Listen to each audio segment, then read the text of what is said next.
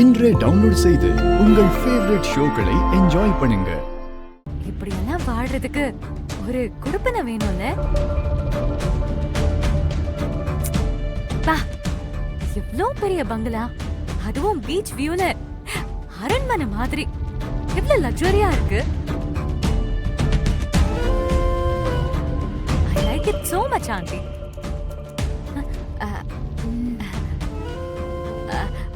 Aunty, நான் என்ன சொல்ல வந்தேன்னா, அதாவது அக்கா இப்படி கூட்டு குடும்பமா எல்லாரும் ஒண்ணா இவ்ளோ பெரிய வீட்ல சந்தோஷமா வாழறது பெரிய குடுப்பனைன்னு சொல்ல வந்தேன் ஆண்டி.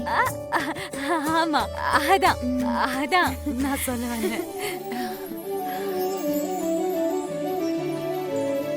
ஆமாமா, கூட்டு குடும்பமா வாழறது தானே வாழ்க்கை. இது வெறும் வீடு இல்ல. என்ன பொறுத்த வரைக்கும் இது எங்களுக்கு கோயில். ஆண்டி, நீங்க கூட்டு குடும்பமா எத்தனை வருஷமா வாழ்றீங்க? நாங்க 25 வருஷமா ஒன்னா ஒரே குடும்பமா வாழ்ந்துட்டு இருக்கோம்.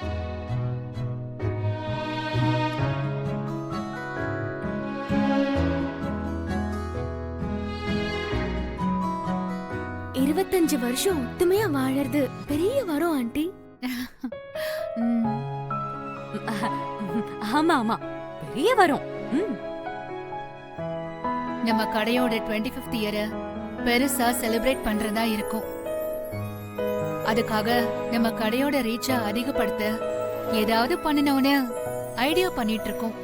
அப்படியா ஆண்டி? என் அக்கா கூட சூப்பரா ஐடியா எல்லாம் கொடுப்பா. அக்கா, நீ சூப்பரா ஐடியா கொடுப்பியே, சொல்லுக்கா. ஆமா ஆண்டி, நான் சூப்பரா ஐடியா கொடுப்பேன். ரொம்ப நல்லதுமா. நீ என்ன கூட்ட விடல, சும்மா. நாளைக்கு நம்ம ஆபீஸ்ல கான்ஃபரன்ஸ் நடக்குது. நீங்க 2 பேரும் வாங்கல, வந்து உங்க ஐடியாஸ பிரசன்ட் பண்ணுங்க. சரிங்க ஆண்டி.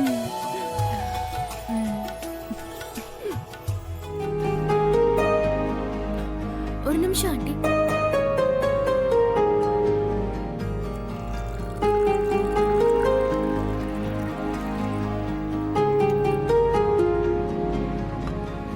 பொண்ண ரொம்ப நல்லா வளர்த்திருக்கீங்க. ஆமா, நானும் வந்ததுல இருந்து பாக்குறேன். உங்க பையனை காணுமே.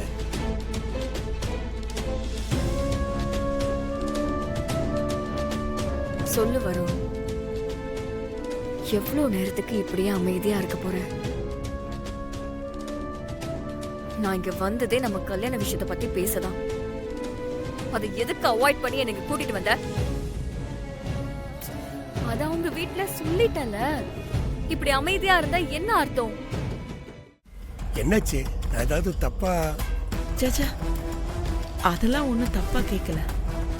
என் பையன் மேல ஒரு முக்கியமான மீட்டிங்ல இருக்கான்னு சொன்னேனே. நீங்க வரீங்கன்னு தெரிஞ்சதும் உங்களை பார்க்க ரொம்ப ஆர்வமா இருந்தான். ஏதோ இன்வெஸ்டர் மீட்டிங் இருக்குன்னா அதுக்கு ப்ரிப்பேர் பண்றான்னு நினைக்கிறேன். ஓ,